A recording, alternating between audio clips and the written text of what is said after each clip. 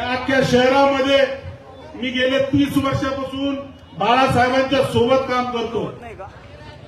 गेली 30 वर्षे मी बाळासाहेबांसोबत एकनिष्ठपणे काम करतोय आणि मी विधानसभेला ज्यावेळेस उभा राहिलो त्यावेळेस मला सगळ्यात जास्त मतदान या प्रभागाने दिलेलं आहे।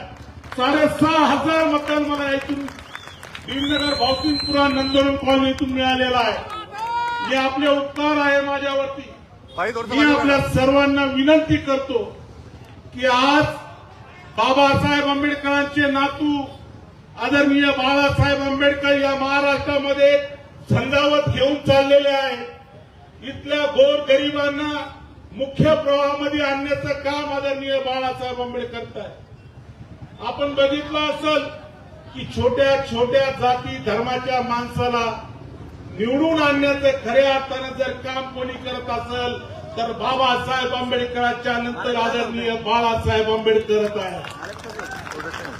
आणि बाळासाहेब आंबेडकरांनी आपण बघा आत्ताच नगरपालिकेचे इलेक्शन झाले 105 नगरसेवक निवडून आले आपले वंचित बहुजन आघाडीचे। माझा महाराष्ट्रातला तमाम समाज एकत्र झालेला आहे। 2 नगराध्यक्ष निवडून आलेले आहेत। एकत्र हा माझा समाज झालेला आहे। मी आपल्याला विनंती करायला आलोय की आपल्याला सुद्धा भीमनगर भावसिंगपुऱ्यातील तमाम माझ्या बांधवांना लाल मातीवरच्या माझ्या भगिनीला माझ्या बहिणीला एकत्र होण्याची गरज आहे। तुमच्याकडे लाल मातीवर पाणी नाहीये पण तुम्हाला शब्द देतो निवडून आल्या सगळ्यात आधी पाण्याचं काम त्या ठिकाणी आम्ही केल्याशिवाय राहणार नाही। आम्ही या ठिकाणी अफसर भाई असेल मी असेल जावेद भाई असेल आम्ही तिन्ही माजी नगरसेवक आहे। आम्ही आधीही या सभागृहामध्ये सभागृह गाजवून बसलेलो आहे। मी तुम्हाला विनंती करतो की या प्रभागाचाच नाही तर संपूर्ण शहराचा विकास करण्यासाठी आम्ही या ठिकाणी आलोय।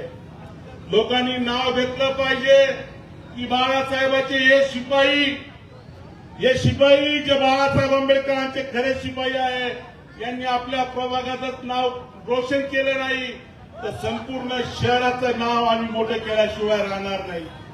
मी आपल्या सगळ्याला विनंती करतो की बाबासाहेबांचे नातू सुजातदादा आंबेडकर या ठिकाणी येत आहेत। आज त्यांची सभा होती आम्ही त्या ठिकाणी परवानगी घेतली स्टेजची तर काही लोकांच्या पोटामध्ये दुखायला लागलं।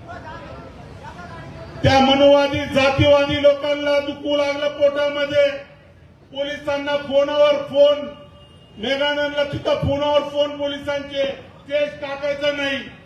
अरे तुमचा बाप आहे बाबासाहेब आंबेडकर आणि बाबासाहेब आंबेडकरांच्या नातवाच्या सभेला विरोध करता तुम्ही मनुवादी जातीवादी लोक आहे।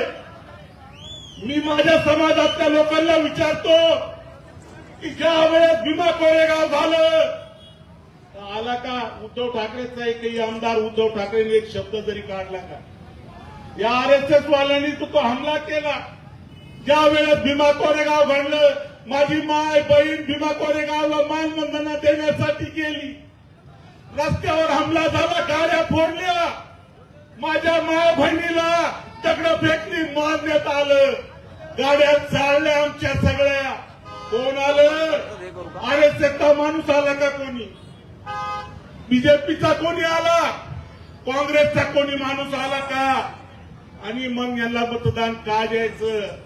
शिवसेनेला मतदान का द्यायचं? अरे आमच्यासाठी सुखादुखामध्ये जर बाळासाहेब आंबेडकर येत असेल तर बाळासाहेब आंबेडकरच्या पाठीमागे आम्ही ताकद पूर्ण एकत्र केली पाहिजे। ही ताकद बाळासाहेब आंबेडकरांच्या पाठीमागे असली पाहिजे। अरे सागर शेजूचा खून केला शिर्डीमध्ये बाबासाहेबांची रिंगटोन वाजवली म्हणून त्याचा मर्डर करण्यात आला। अरे परभणीचा आमचा सूर्यवंशी सोमनाथ सूर्यवंशी संविधानाची प्रकृती तोडली म्हणून त्या ठिकाणी त्याला अटक करण्यात आलं। कार्यकर्ते रस्त्यावर उतरले की बाबासाहेबांच्या संविधानाला धक्का लागू देणार नाही आणि सूर्यवंशी ज्या वेळेस रस्त्यावर उतरले पोलिसांनी त्याला अरेस्ट केलं। फक्त अरेस्ट केलं नाही तर त्याला कस्टडीमध्ये मारून टाकण्याचं काम केलं। त्याला त्या ठिकाणी मारून टाकलं कस्टडीमध्ये. पण आम्ही शांत बसलो नाही. आदरणीय बाळासाहेब आंबेडकरांनी काळा कोट घातला आणि काळा कोट घालून त्या पोलिसांना हायकोर्टामध्ये आणि सुप्रीम कोर्टामध्ये सुद्धा त्यांच्यावर गुन्हे दाखल करण्याचं काम बाळासाहेब आंबेडकरांनी केलेलं आहे. तरी आपण लक्षात ठेवा, ज्या वेळेस खैरलांगिरी झाली, माझ्या बहिणीवर अन्याय अत्याचार झाला, तिच्या गुप्तांगामध्ये काठा घालल्या. कुठं होतं ते काँग्रेस, कुठं होतं ते राष्ट्रवादी काँग्रेस, कुठं होती आरएसएस, बीजेपी, कुठं होती शिवसेना. ज्या लोकांनी आम्हाला नेहमी त्रास दिला, आमचे घरात झाले. नामांतराच्या वेळेस संपूर्ण मराठवाड्यामध्ये आमचे माझ्या बहिणीचे, माझ्या भावाचे घरात जाण्याचं काम या लोकांनी केलं का नाही? नामांतरासाठी 17 वर्ष लागले, संघर्ष करावा लागला. या नामांतरासाठी आम्हाला संघर्ष करावा लागला. त्यानंतर आम्हाला नामांतर मिळालं. आज परिस्थिती वेगळी आहे. ही आरएसएस जर कोणाला घाबरत असेल, ही बीजेपी जर कोणाला घाबरत असेल, तर ती फक्त आदरणीय बाळासाहेब आंबेडकरांना घाबरतीये. आणि लक्षात घ्या, या आरएसएसला जर खऱ्या अर्थाने कोणी पुरू शकत असेल, तर ते फक्त आंबेडकर, ते फक्त आंबेडकर आहे. आपण बघा, माझ्या माय बहिणींनो, माझ्या युवक बांधवांनो, माझ्या भावांनो, आरएसएसनं आमच्या काही मुलांनी आरएसएसच्या विरोधात आवाज उचलला. आरएसएसच्या विरोधात आवाज उचलल्याच्या नंतर त्यांच्यावर गुन्हे दाखल करण्याचं काम केलं. कारण त्यांचा बीजेपीचा मुख्यमंत्री आहे, गृहमंत्री सुद्धा तोच आहे. आणि त्यावेळेस त्यांच्यावर गुन्हे दाखल केले. आणि बाळासाहेब आंबेडकरांनी सांगितलं की आमच्या कार्यकर्त्यावर दबाव आम्ही सहन करणार नाही. आणि म्हणून सुजात आंबेडकर साहेबांच्या नेतृत्वामध्ये क्रांती चौक पासून आरएसएसच्या कार्यालयावर मोर्चा काढणारे सुजात दादा आंबेडकर यांच्या नेतृत्वामध्ये मोर्चा आम्ही काढला. तुमच्या सगळ्याचा बाप आरएसएसचा बाळासाहेब आंबेडकर, लक्षात ठेवा. या आरएसएसला आम्ही घाबरत नाही, या बीजेपीला आम्ही घाबरत नाही. ना कोणी मनुवादी किती असो. दादारावच्या भाषणामध्ये त्यांनी सुरुवातीला सांगितलं, दादाराव भाऊ, सत्ता आली काय नाही आली काय, ही लढण्याची ताकद आंबेडकरांनी आम्हाला दिलेली आहे आणि आम्ही लढत राहू. सत्ता आज आहे, उद्या नाही, परंतु आम्ही रस्त्यावरची लढाई आमची लढत राहणार. मी तुम्हाला विनंती करतो की आम्ही सर्व कार्यकर्ते रस्त्यावरचे कार्यकर्ते आहे, प्रत्येकाच्या सुखादुखामध्ये धावून जाणारे कार्यकर्ते आहे. आज तुम्ही आमच्या संग एक ताकद, तुमचं प्रेम आणि तुमची ताकद, तुमची मताचा अधिकार तुम्ही आम्हाला जर दिला, मतदान करून जर तुम्ही आम्हाला जर दिला, तर या सभागृहामध्ये या जातीयवादाच्या विरोधामध्ये फक्त या शहरातच नाही तर महाराष्ट्रामध्ये आम्ही भिडल्याशिवाय राहणार नाही. त्यासाठी मला तुमच्या ताकदीची गरज आहे, तुमची मदत मला गरजेची आहे. आपण बघा, ज्या बाबासाहेब आंबेडकरांनी आम्हाला संविधान दिलं, त्या बाबासाहेबांच्या संविधानामुळे आज आम्ही इथं आहे. आज मला जो बोलण्याचा अधिकार आहे तो बाबासाहेब आंबेडकरांमुळे आहे. आधी या देशामध्ये तुमच्या आणि आमच्या गळ्यामध्ये मडकं होतं, कमरेला झाडू होता. आम्ही त्यावेळेस किती आमच्यावर अन्याय अत्याचार होता. भीमा कोरेगावला एक लढाई झाली 1818ला. 500 महाराज 25,000 पेशव्यांना कापलं, हा इतिहास आहे. आणि म्हणून आम्ही मानवंदना देण्यासाठी भीमा कोरेगावला जातो.